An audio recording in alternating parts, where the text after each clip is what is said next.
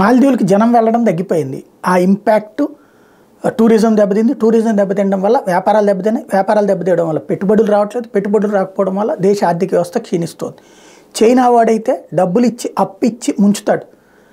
ఇప్పుడు అదే జరుగుతోంది. అక్కడ ప్రజల్లో ఆగ్రహం వ్యక్తమవుతోంది. దాన్ని కవర్ చేసుకోవడానికి ఇప్పుడు భారత్ పట్ల పాజిటివ్గా స్పందించడం ప్రారంభించాడు అక్కడ ఉన్నటువంటి అధ్యక్షుడు. భారత సైన్యం మాల్దీవులను విడిచిపెట్టి వెళ్లాల్సిందన్నట్టు పట్టుబట్టిన ఆ దేశ అధ్యక్షుడు మొహమ్మద్ మయూజు ఉన్నపడంగా స్వరం మార్చారు. భారత్ తమకు సన్నిహిత మిత్రదేశంగా కొనసాగుతుందని చెప్పిన ఆయన తమ ద్వీప సమూహ దేశానికి రుణ ఉపశమనం కల్పించాలని భారత్ను కోరారు. గతేడాది ముగిసే నాటికి భారత్కి మాల్దీవులు దాదాపు 3,347 కోట్లు $400.9 మిలియన్ బకాయి పడింది.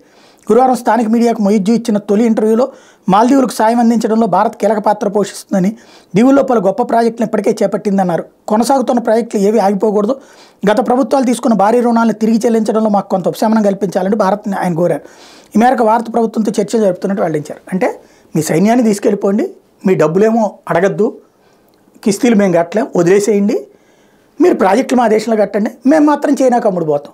దీన్ని ఈ పిచ్చ హెడ్డింగ్ భారత్ మాకు సన్నిహిత మిత్రదేశం అంటూ మాల్దీవుల అధ్యక్షుడు అన్నాడంటూ దిక్కుమాల నేరేషన్తో వార్తలు రాసినాయి ఇక్కడ పత్రికలు. దాంట్లో ఉన్న మూలం అర్థం చేసుకోవట్లేదు.